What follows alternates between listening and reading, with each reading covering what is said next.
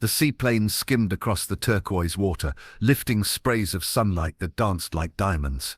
Anna pressed her forehead against the small window, smiling faintly at the endless horizon. Mark reached for her hand, squeezing it with the confidence of a man certain he had given his bride the world. "Just look at this, Anna," he said, voice full of boyish pride. "Our first day of forever, and it starts in paradise." She turned, lips curving into the smile he wanted to see, though her eyes drifted back toward the silent phone in her lap. One notification lingered, unanswered. She pressed the screen dark before he noticed. The resort staff greeted them with garlands of flowers and cold towels. The villa perched on stilts above the lagoon felt like a fantasy. White curtains swayed with the ocean breeze, and champagne rested on ice near their bed. Mark laughed, running barefoot across the polished wood. "This is ours, Anna. Just ours." Anna followed slowly, her sandals clicking lightly. She set her suitcase by the edge of the room, carefully sliding her phone into a pocket of clothes, as if hiding it from more than the sun. That evening, they walked along the shoreline, footprints swallowed by waves. Mark wrapped an arm around her waist, drawing her close. "Do you feel it? It's like the world doesn't exist here, just you and me." Anna nodded. The wind carried salt and the faint sweetness of tropical blossoms, but her thoughts pulled elsewhere. The words from a message 2 days earlier echoed. "I'll wait for you. Don't forget what you promised." She shook the thought away as Mark kissed her temple. He was gentle, devoted. Everyone back home had called them the perfect couple. Photographs of their wedding still flooded her friend's social media, her veil fluttering, his hand steady in hers, 2 smiles pressed together by vows. Yet even on that day, the weight in her chest had not lifted. Inside the villa, Mark poured champagne, his eyes gleaming. "To new beginnings," he toasted, raising his glass. Anna clinked hers softly against his, watching the bubbles rise and vanish. "To beginnings," she whispered. Later that night, when Mark fell asleep with one arm across her, she turned quietly, slipping from the bed. The moon lit the water beneath their villa like a mirror. She unlocked her phone, thumb hovering above a familiar name. Her pulse quickened. She typed 3 words, erased them, then locked the screen again. The silence of the lagoon swallowed her hesitation. The next morning, Mark woke early, eager to explore. He kissed her cheek, brushing damp hair from her face. "Let's snorkel today, Anna. The reefs here are famous. You'll love it." She stretched, forcing brightness into her tone. "Of course, let's go." Beneath the crystal water, fish flashed in brilliant colors. Mark laughed through his snorkel mask, reaching for her hand. She let him hold it, but glanced away often, distracted by thoughts that belonged to another man in another country. That evening, while Mark wrote postcards to their families, Anna slipped out onto the deck. The sky burned orange, sinking into deep violet. Her phone buzzed once, just once. She caught it instantly, shielding the screen with her palm. "Still waiting. Do you miss me?" Her breath caught. She typed quickly. "Not now. I can't." Then deleted it before pressing send. Her reflection stared back from the darkened screen, eyes filled with conflict. Inside, Mark called, "Anna, come watch the sunset with me." His voice carried an innocence that twisted her chest. She slid the phone back into her pocket, pushing away the shadow that lingered at her side. She stepped back into the room, smiling as if nothing had shifted. "I'm here." Together they watched the last glow of light fade into the horizon, 2 silhouettes wrapped in quiet. But as the night deepened, Anna's guarded glance returned, unseen, unspoken, a crack in the perfect beginning that promised a storm waiting just ahead. The second morning began with laughter that rang too loudly. Mark insisted on breakfast by the water, feeding Anna bites of mango as if love could be performed for the sun itself. She smiled, leaned into his touch, yet every movement carried an edge of effort. "Are you happy?" he asked, studying her with boyish hope. "Of course I am," she replied quickly, squeezing his hand. The moment stretched too long before she pulled away to sip her coffee. Mark's eyes lingered, but he said nothing. As they walked the narrow boardwalk back to their villa, Anna's phone vibrated in her beach bag. She froze. A quick glance, one name lit the screen. She pressed the bag tighter to her chest. Mark, distracted by the sound of gulls. Never noticed. Inside, she slipped into the bathroom, under the excuse of fixing her hair. Fingers trembling, she unlocked the phone. The message glowed. "You don't belong there. Come back to me." Her chest tightened. She typed fast. "Please stop. I told you," but deleted the words before sending. The mirror caught her reflection, lips painted in a smile for her husband, eyes haunted by another man's voice. That afternoon, they lounged on the sand. Tourists snapped photos of each other, the ocean roaring in the background. Mark leaned close, whispering, "I can't believe I get to call you my wife." Anna turned toward him, pressing her head against his shoulder. "We'll remember this forever." The words sounded true but hollow, like a line rehearsed. Her mind drifted to the man she had left behind, his promises whispered in dark corners, the heat of choices that had no place in daylight. She remembered his grip on her wrist the night before her wedding. "Don't go through with it. You know he'll never understand you like I do." Still, she had walked down the aisle, smiling for cameras, leaving the echo of those words buried in her heart. That night in the Maldives, Mark surprised her with candles lining the villa deck. The air smelled of salt and flame. He held her waist, swaying gently to music playing from his phone. "Anna, tell me," he murmured, "what's your favorite thing about us?" Her throat tightened. She looked at him, this man who loved her with open certainty, who had built dreams around her name. She opened her mouth, then paused. "You never give up on me," she whispered. His smile deepened, unaware of the shadows coiling around her truth. Later, when he drifted to sleep, Anna lay awake, staring at the ceiling fan. Her phone buzzed again. This time she didn't check it. She pressed her palm over the device, as if holding back a tide. The waves outside crashed against the stilts of their villa, steady and endless. She closed her eyes, but sleep brought no peace. Her body lay beside her husband, her thoughts tied to another. From the shore, their villa glowed warm against the dark ocean, a picture of love for strangers passing by. Inside, whispers of betrayal gnawed quietly, a secret weight pressing against the fragile glass of their honeymoon. The perfect beginning was already unraveling, and paradise no longer felt like sanctuary. The third day began with calm seas, the water glassy beneath the rising sun. Anna sat on the villa deck, scrolling through her phone while Mark showered inside. She read the message again, short, demanding. "Tell him, stop pretending." Her chest tightened. She locked the screen just as Mark stepped out, towel slung across his shoulders. "You're glued to that thing," he said lightly, though his eyes searched hers. "Even here?" She forced a smile. "Just checking the time." But doubt settled in him like a stone. At breakfast he watched her too closely. She avoided his gaze, speaking only of trivial things, the color of the sea, the sweetness of fruit. He laughed when she did, though his smile faltered between bites. Something in her rhythm felt wrong, and he couldn't ignore it anymore. By late afternoon, the tension broke. Mark returned to the villa unexpectedly, finding Anna curled on the bed, phone in hand. Her eyes widened when she saw him in the doorway. He stepped closer. "Who are you texting?" His voice was sharp, stripped of the softness she knew. "No one," she said too quickly, slipping the phone beneath a pillow. "Anna." His tone deepened, edged with a hurt he could not contain. "Show me." Her pulse raced. "It's private." "You're my wife. What's so private you can't share with me?"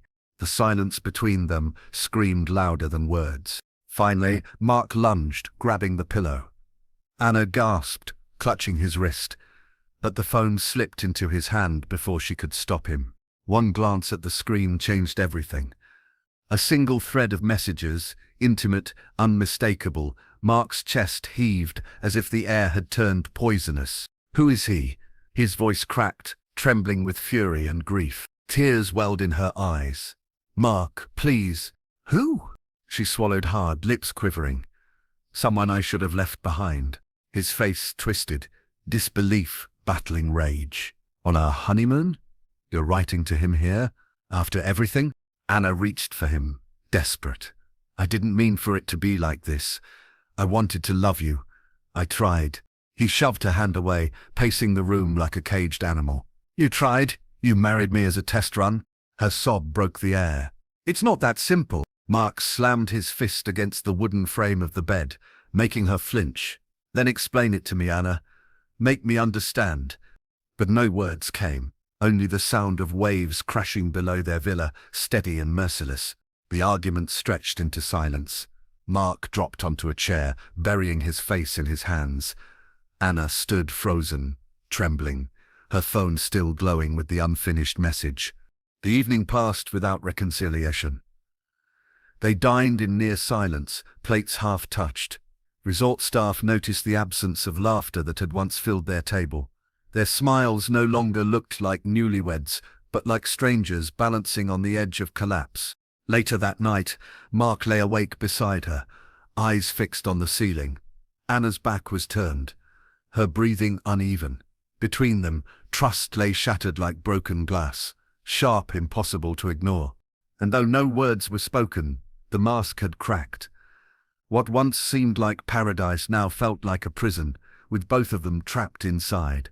The sun sank heavy over the lagoon, staining the sky in bruised shades of red and purple. Their villa glowed softly against the darkening water, but inside the air felt colder, tighter, as though walls had shrunk around them.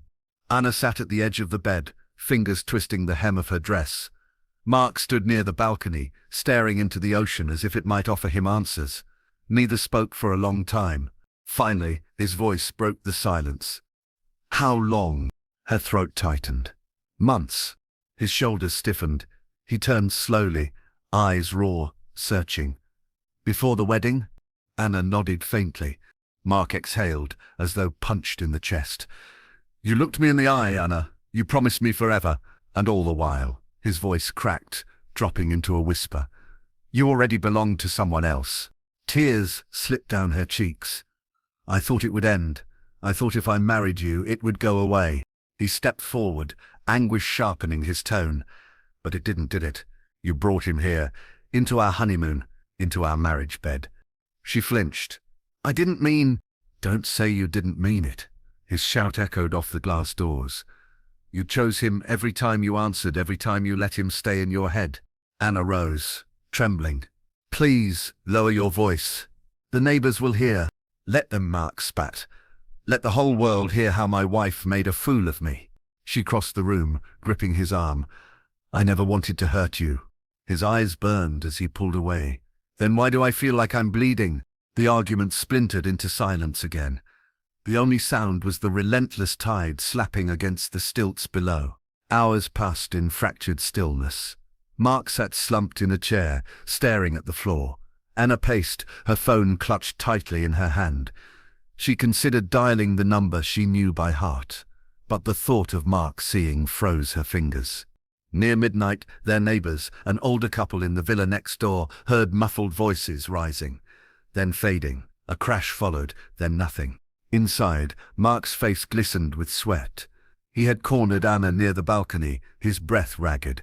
Delete it, he demanded. Her grip on the phone tightened. No. His chest heaved. Delete every message, every trace of him. Now. She shook her head, tears streaking her face. He's not the reason I'm unhappy. You don't listen. You don't see me. He did. Mark's hand slammed against the railing beside her, making her jolt.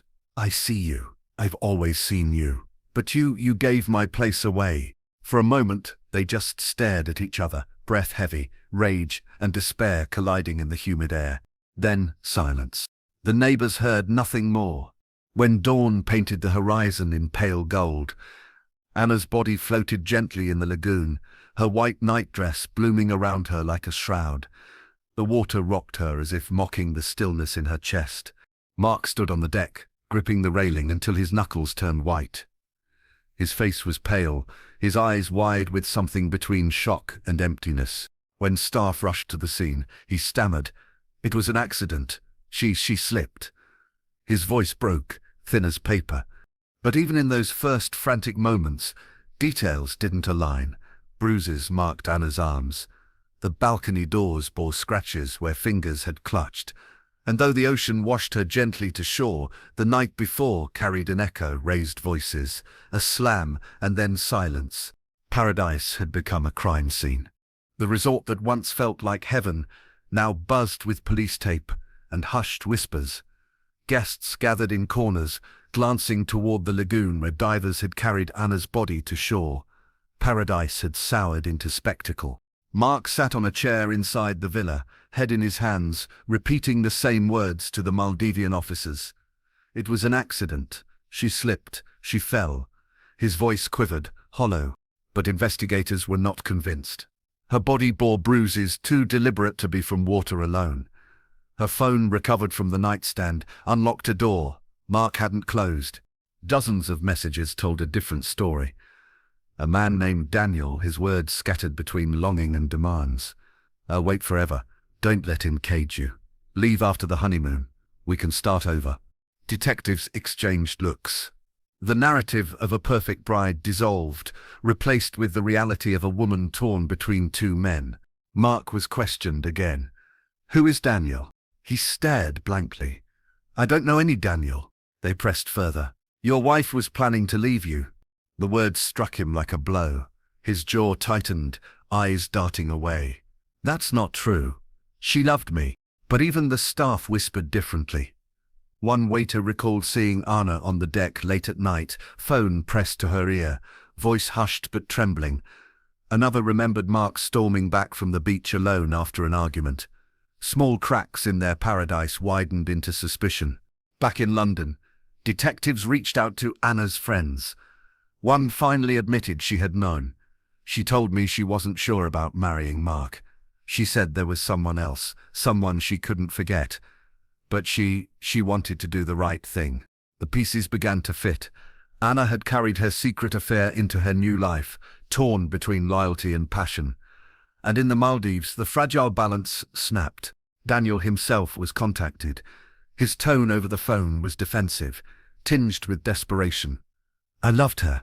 She told me she'd come back. Why would I ever hurt her? He became both alibi and suspect. Though thousands of miles away, his words, his hold over Anna, had reached into that villa, poisoning her marriage. For the investigators, two possible motives emerged: a husband consumed by betrayal, or a lover whose obsession grew dangerous. The question shifted from how did she die, to who had the most to lose if she lived.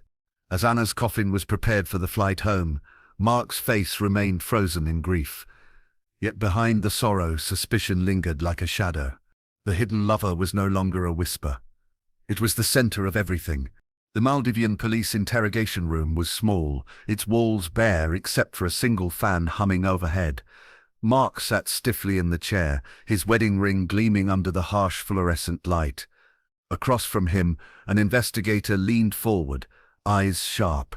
Your wife was planning to leave you. We've seen the messages. Did you know about Daniel? Mark's throat worked as he swallowed. His voice cracked. I saw some texts. But she told me it was over. The officer pressed. And when you confronted her that night? Mark's fists tightened on the table. We argued. Yes, she lied to me. Lied about everything. But I didn't kill her. The words hung heavy. His tone quivered between rage and grief, truth and denial. Witnesses added weight against him. Resort staff recalled the raised voices. The older couple next door described hearing a loud crash, followed by silence, and the bruises on Anna's arms, marks of a struggle, contradicted Mark's insistence of an accident. Still, shadows of doubt lingered. Daniel's messages painted a man possessive, insistent, unwilling to let Anna go. Don't let him cage you. You belong to me. Could obsession from afar have played a role? Investigators requested Daniel's travel records. He had never left London. He was ruled out physically, but not emotionally. His influence had been strong enough to push Anna toward confrontation, and that influence now hung over Mark like a curse. In the second round of questioning, Mark's composure began to crack. You loved her? The officer asked. Mark's head jerked up, eyes bloodshot. Of course I did. She was my whole life. I planned every detail of this trip. I wanted her to feel cherished. But his voice broke, his chest heaving. She wasn't really mine. Even when she smiled, she wasn't here. Did that make you angry? His silence was louder than words. Tears welled in his eyes. He whispered, I begged her to delete him. I begged her to choose us. She just looked at me, like I was already a stranger. The officer leaned closer. And then, Mark's hands trembled, gripping the edge of the table. She wouldn't stop. I tried to take the phone. She fought me. She screamed. His eyes darted to the corner of the room, as if replaying the moment. I didn't mean to hurt her. I just wanted it to stop. The words slipped out, soft but damning. The officer stilled, pen hovering above paper. So you admit there was a struggle? Mark's face paled, realization flooding him. I didn't push her into the water. She slipped. She slipped. But the truth no longer sounded clean. Outside, the ocean sparkled under morning light, indifferent to human grief. Paradise wore its mask again, even as shadows thickened inside the walls of justice. The case was no longer about what paradise looked like. It was about what it concealed. The trial unfolded under flashing cameras. Prosecutors painted Mark as a husband betrayed, driven to rage. When he discovered Anna's affair, text messages were read aloud. Leave after the honeymoon. We'll start over. Jurors listened as witnesses recalled shouting, a crash, then silence. Mark's defense claimed accident, an argument spiraling, Anna slipping in panic, but the bruises on her arms and the neighbor's testimony sharpened suspicion. When Daniel took the stand, confessing Anna's promise to leave her husband, the motive was undeniable. The verdict came. Guilty of manslaughter. Mark bowed his head, the dream of paradise reduced to prison walls. Daniel walked free, though haunted by what might have been. Anna was flown home in a coffin draped with roses. The turquoise waters kept their secrets, but the truth lingered. Love twisted by lies can turn paradise into a grave.